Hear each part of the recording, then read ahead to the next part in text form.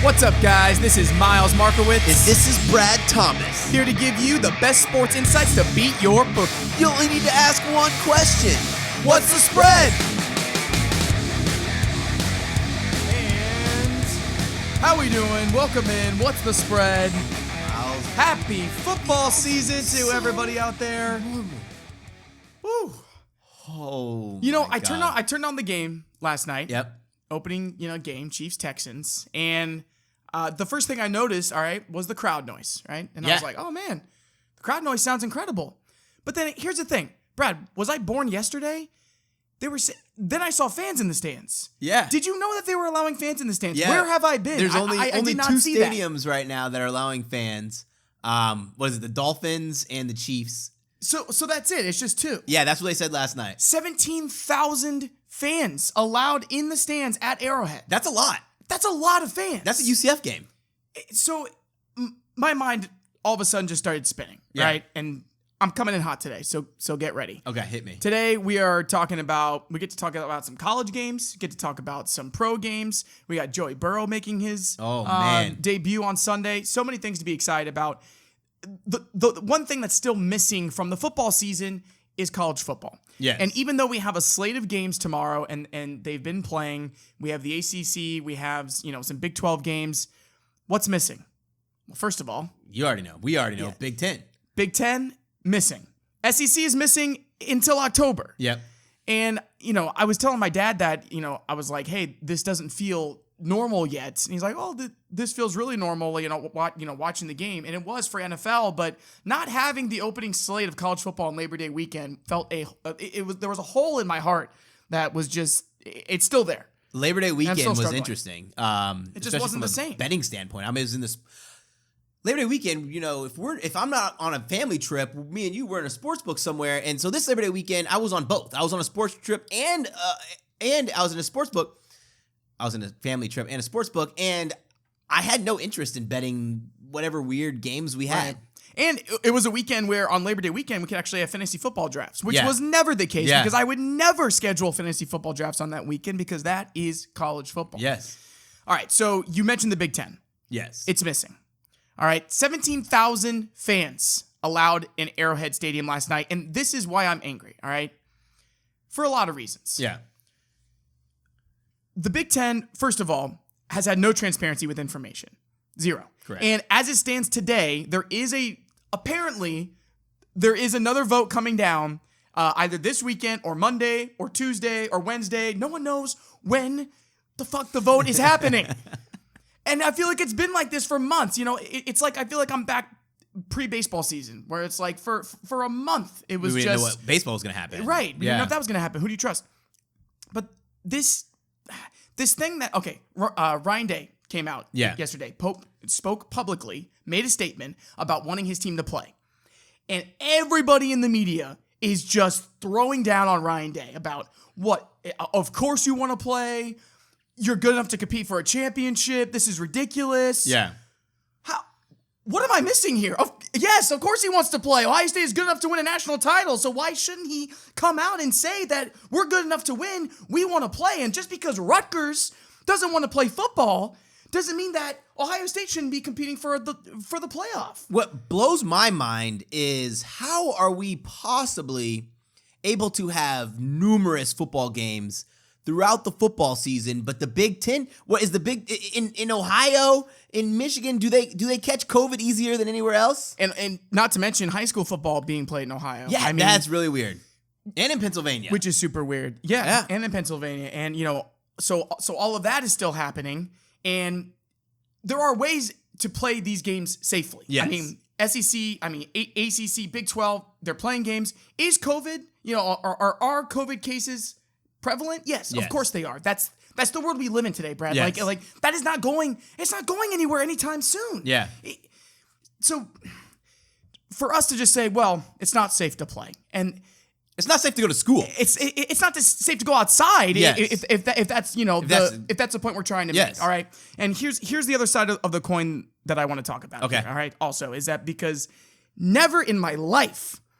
And I promise that we're going to get to our picks, and I promise that we're going to get to the games. But never in my life did I think that I would be talking about any kind of politics on this podcast, but when politics start to affect the things that I love, yes, which is sports, okay, all right, that's when it gets serious, and that's when it may be time to start talking about it, because this has become very political, and it's not something that any of us wanted. Yep. And also, when I say, politics affecting stuff I love, sports is what I love the most, right? Politics is very important, but I've never been the guy to take a hard stance on the right or left. Yeah, absolutely. I've always been here just kind of living my life and like to listen to both sides. We've had those conversations too. Yeah. But right now, it is directly influencing Big Ten football, and that's why it is becoming so clear to me right now that this is a political issue. Because the SEC, the ACC, and the Big 12 are playing, the Big Ten and the Pac-12 are not. Yeah. And the common denominator here seems to be right states versus left states. Yep. And taking that stance, because when it comes to COVID, right, on the left, the safe thing to do is not do anything. And on the right, it's let's live our life. Yeah. I mean, you don't have to agree with me. Like that's kind of what it looks like, right? Yeah, Those are the real, that's the spectrum. And now we're seeing that with the media. So many articles I'm seeing on ESPN previewing college football. And the first thing they do is talk down to Ohio State fans and talk down to the Big Ten and talk down to us being like, oh my God, the Big Ten made the right decision. Like, what is wrong with you? What is wrong with Ryan Day? Oh, but we got the SEC in October, baby. See, that's what's crazy is the double standard. That's what it is. How, y'all know I love Alabama. You know I love Alabama. Right. And when Saban says something like this is what Saban said. It is safer for our kids to be with us than it is to let them free and do whatever they want. And I wholeheartedly agree. These kids, you think about it, these kids who are college athletes, the good majority of them are being pretty smart because they want to stay healthy. They want to stay healthy because they have a future in front of them. The second you take that football season away from them, no telling what they're doing. Right. I mean, with all of the preseason activities for, the Big Ten schools, Ohio State and Penn State and Michigan, we were being so careful. So many medical professionals, so many masks, so much discipline. Yes. That was the one thing I noticed with the Ohio State players going into training camp was the discipline that they had in staying healthy and being that way. And going to the SEC for a second, they ran into some issues with COVID early on, but we're playing football in a couple weeks. And I like Nick Saban coming out and defending his conference, defending what his program has put together to keep his players safe. Yes. And, as we already previously mentioned, there is no such thing as 100% safety in this world or the pre-COVID world. Correct. Like, there is no such thing. So all you can do is put your players and their families and everybody in a position where they can play the game they love safely, and it doesn't jeopardize their future. Because now we got kids, specifically from the Big Ten who, are they going to get drafted, come April or May when the draft is? Most likely, but there are so many other players who are never going to get that chance to show what they could have done on the football field. A lot of people are saying, for Ohio State, it's about winning a championship. Of course it is. Of course that's what this is about. Yeah. Because, and this is the last point that I wanted to get into before we get into the games, all right? This is going to set back the Big Ten Conference by 5 years minimum. And this is what I mean by that. You and I always talk about Big Ten versus SEC, right? Because to me, it's one of the best storylines in college football. Yep. Because if you look at the slate of games each and every week, it's the Big Ten and the SEC coming in with the best games. Yes. They're the best conferences. They have the best brands. Yep. The best recruits, all of it. And then you got Clemson in a league of their own. Yes. Big 12 is entertaining, but Oklahoma wins every year. Yep. And the Pac-12 is just out doing their own thing in California. That's basically what college football is, right? All right. So when it comes down to it, with Ohio State trying to find a way to play, it just seems like there are no answers right now. Yeah. Like for that conference. And it's just, again, I hope that when I come back here next week, we're talking about a different story. But I'm not doing a college football preview until I get a definitive answer that Ohio State is either going to be there or not be there. Because let's talk about the 5 years thing. All right. I think Ohio State would be able to recover from this in due time. Yes. 1, 2, 3 years. I think Ohio State can make the playoff next year, but they're not going to beat Alabama and they're not going to beat Clemson. Not with the year off. Not with the year off, right? No. So they go into the playoff and they get their ass handed to them again. And, and all of a sudden we're back another year. That's Ohio State. Yeah. Think about the rest of the conference, Brad. Think about all those teams. Think about Michigan and Penn State. How about Minnesota, who was on the brink of building an actual program? Now they're just crumbling down because they're going to have no field time, real field time. There's nowhere to go. Yeah. There's absolutely nowhere to go for a program that was on the rise. Nebraska wants to play football because they're trying to find an identity. All of these things matter, and they're so important. And it comes down to, well, if the SEC is playing in the ACC and the Big 12, okay, then why are we not trying to play? Yeah. It's come down to a point where Kevin Warren and the Big Ten made a stance because they thought that everybody else would follow. Nobody followed suit. Now they're backed into a corner, and now it's all about pride. Yeah, it's 100% about pride. I'm so glad you said that because they're looking around, like literally, get off your high horse, look around, read the room. It's a simple read the room. Yeah.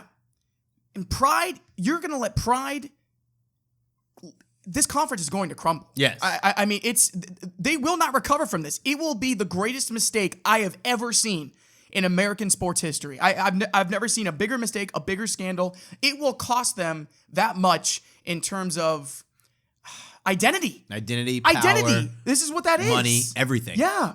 Like just being able to compete. This is why I love talking college football with you, though, because we know it's so much more about a 5-star recruit. Yeah. Or a big coach. Or it's a package. Yeah. It's everything. Yes. It's what you represent. No one has more pride for the Big Ten Conference than I do. No one roots for all of our teams in the conference more than I do. But this is turning me against my own conference, and I hate that. Yeah. It makes me so sick to my stomach that I actually want to see Ohio State leave this conference that I love more than anything. I want other teams to be successful too so that we can provide great college football and great marquee matchups. Absolutely. Same thing about the SEC. I mean, wouldn't you rather have Alabama playing number 2 LSU than playing unranked 0-4 Syracuse? Yep. Absolutely. That's why we love our conferences so much. But this is going to set everybody else so much farther back that Ohio State is just going to run through the conference. And you might ask, like, well, isn't that what you want? I mean, yeah. Iron sharpens iron, though. Like I want to do it with strong competition. Yes, iron sharpens iron. Absolutely. And I just had to get this off because I'm glad we haven't been talking about it. And so. Again, I hope we come back here next week, and I hope we're talking about something a little bit different, and I hope that we're able to preview the Big Ten. But seeing these college football playoff previews and seeing no Ohio State when everybody would have had Ohio State and Clemson in the national championship, and now it's Bama Clemson in the national championship because those are the 3 best teams. Yep, absolutely. Every year. It really leaves me in a spot where this is going to be hard for me. This is going to be a tough football season. It's going to be interesting. I hope that Joe Burrow can take all the pain away and lead the Bengals to the playoffs. But no, I mean, in all seriousness, I do want to see some great college football games. I can't wait for the SEC to kick off. Yes. Can't wait to start talking about those games. But we have games tomorrow. They're not great, oh my but God. here we go.